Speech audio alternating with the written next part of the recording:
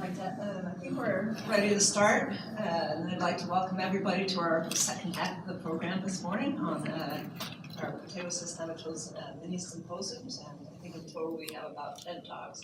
And right now I'd like to welcome Asha Koo, who will be talking about some work that she's been doing, some work that she actually did for her PhD with Xiao, and now she's decided to stay on the PCN team at the University of Idaho as a postdoc. So I think we're very fortunate to have her here.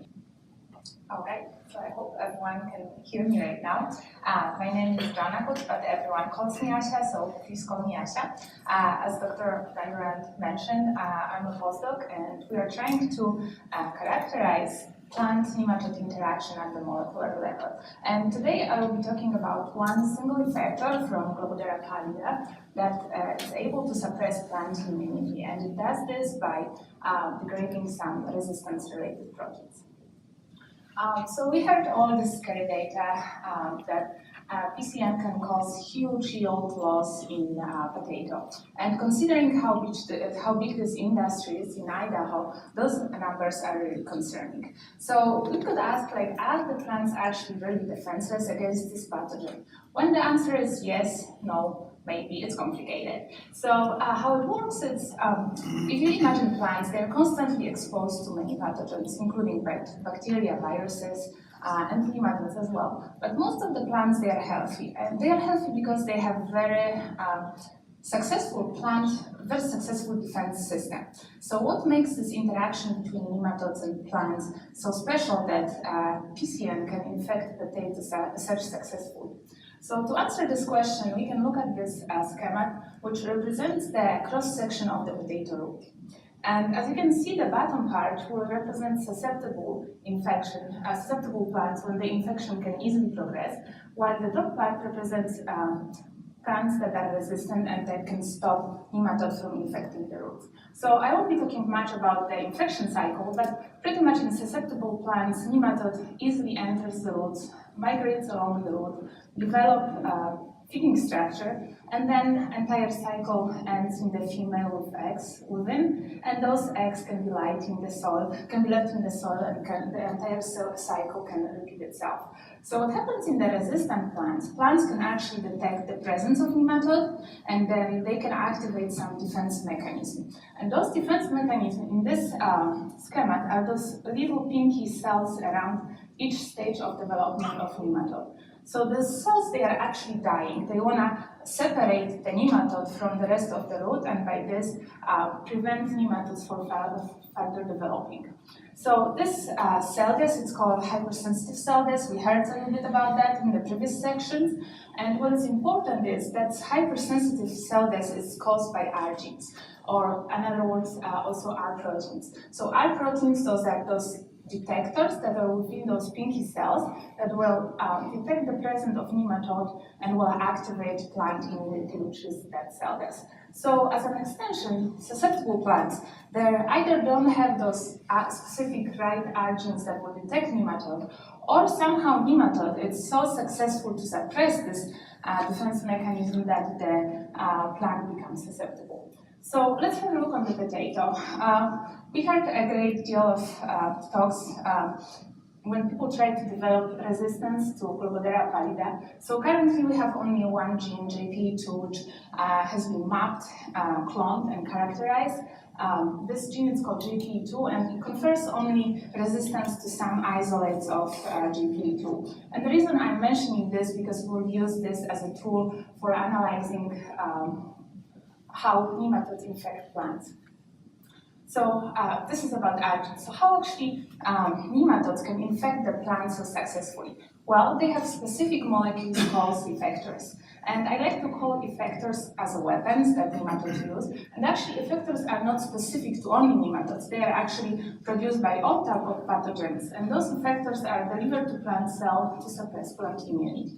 And that's actually what I'm working on. I'm trying to characterize effectors that are important for nematodes to overcome plant resistance. So if you think about effectors, there's actually 3 stages how we characterize effectors. First of all, there are some criteria that a given protein needs to meet in order to be considered as effector.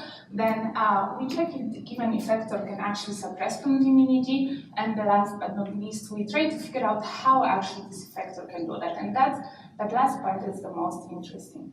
So I mentioned those criteria. There are 3 criteria. First of all, we need to know if this protein we're interested in is actually expressed during the parasitic stages. So parasitic stages, those are the stages when the nematode infect the roots.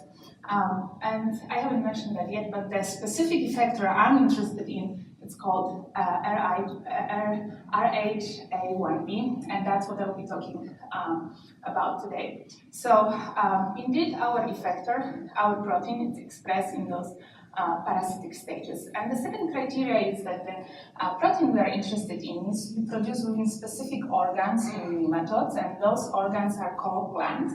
And actually, we have molecular tools to localize when given protein is expressed within a nematode. So those are cross-section of the nematodes, and as you can see, there is like a black dot within the nematode that's called gland, and that's actually the spot when our protein is produced. So indeed, this protein, that's RHA1B, is produced within glands that produce effectors. And the last criteria is a signal peptide. It's actually a small fragment of the protein. It's like a tag or information for the protein that although it's produced in these glands, those small organs in the worms, it actually is going to be secreted out into plant cells to play through in the infection. The second step when you evaluate any effector is to check if this effector can suppress plant immunity. And as I mentioned before, this immunity here is that hypersensitive cell death that is activated by right R genes. So actually, can we use these R genes to evaluate the plant suppression function of effector? And the answer is yes. Actually, it's really hard to work on the roots. So what we do, we express those R genes in the leaves. And as you can see, those circulated areas, those are the areas where R genes are present, and those cells, they are dying. So actually, this cell death is exactly the same cell that's like in the roots. So we have all different type of R genes we tested here, and among them, there is that JP2 gene I mentioned at the beginning. So in our control case, it will cause the same cell death like it would in the roots. But whenever we add this effector to the system, you can see there is no cell death. So somehow this effector can switch from the defense, from the cell death to lack of cell death, and potentially from resistance to susceptibility. And to further verify if this effector is important for nematodes parasitism, we generate transgenic potato plants that will produce this nematode effector within the plants. And then if there is pre-accumulation of this effector within the plants, and when we infect those plants with nematodes, we should see much higher infection rate. And that's actually what we saw when we count the total number of nematodes at the end of the infection cycle. So that's our transgenic plant. As you can see, there is much more nematodes than in our control case. So that additionally supports our claim that this effector promotes virulence. And the last question was to verify how actually this effector is able to suppress plant immunity. So to answer that question, we look at the structure of this effector, and there is a characteristic domain which we call ring H2. The domain is just a fragment of the protein that has very unique structure, and this structure was characterized in other proteins, so we can predict what can be the possible function of this effector. And indeed, this domain was characterized in family of the proteins called E3 ligases. They attach ubiquitin to the proteins that later are degraded. So what does this mean? Well, in the plant cells, there are proteins that are needed, and there are proteins that are no longer needed, or they are not functioning. So the plant has to have the mechanism to degrade those proteins. And that's actually this schema that represents this mechanism. So inside the cells, there is this barrel-like structure, we call this proteasome. It looks like a little bit like recycling bin. So when the protein is degraded, it gets to this proteasome and it gets cut into small pieces. But not every protein will get to proteasome. It has to be first tagged with this small ubiquitin.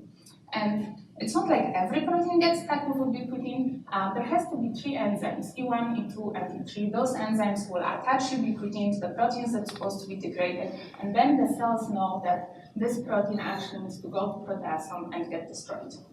So by this, we kind of predict that this effector may play this role, can actually decide which proteins within the cells can be degraded, which can stay untouched. And first of all, we need to verify if this effector really has this ability to add the ubiquitin tag. And those are actually experiments that we use to verify this ability of the effector to add ubiquitin. And others, I don't want you to really focus on the details. The most important thing is that when the protein has this ability, you will see this characteristic smear, which is present in both lanes. So we did these experiments both in vitro and in vivo. So indeed, this effector has this ability. So since we know that our protein is called cell death, and since we know that our effector can suppress this cell death in plants, and this effector is E3 ligase, it was an obvious question to ask if this effector actually can degrade those R proteins.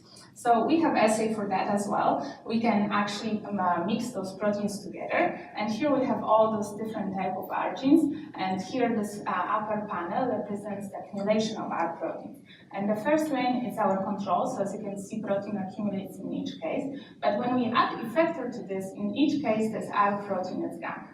And again, we included this one characterized R gene in our experiments. So taken together, what I want you to remember from this talk, effectors, those are those molecules that nematodes use as a weapons to suppress plant immunity. And the effector I'm working on can suppress plant immunity by promoting degradation of some resistant proteins.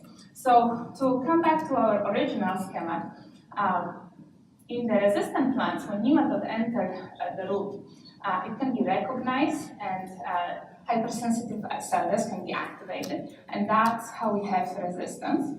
But then the effector, like the one I'm working on, can actually degrade the very R proteins that should detect the nematode, and by this suppress that characteristic cell death and switch from resistance to susceptibility. So that's thank you for your time, and thank you for all the people who contributed to this project, as well to finding agencies for providing financial support. And if there are any questions, I'll be happy to answer them.